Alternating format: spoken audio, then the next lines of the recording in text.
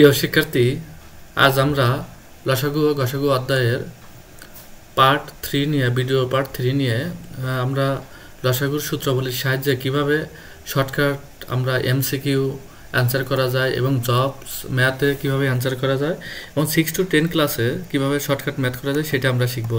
আমরা এখানে কয়েকটি সূত্র লিখেছি, এই সূত্রগুলো আমরা ধারাবাহিকভাবে আলোচনা করব। প্রথম সূত্রটির সাহায্যে দুটি সংখ্যার গুণফল সমান লসাগু গুণন গসাগু।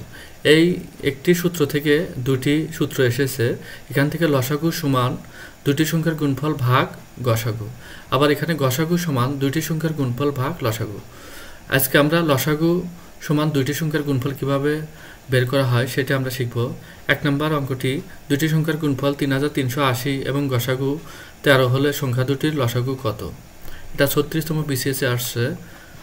তাহলে আমরা লিখব 1 নম্বর সূত্রটি। দুটি সংখ্যার গুণফল আছে 3380 ভাগ গসাগু 13, ভাগ করলে আমাদের যায় হচ্ছে 260 বার।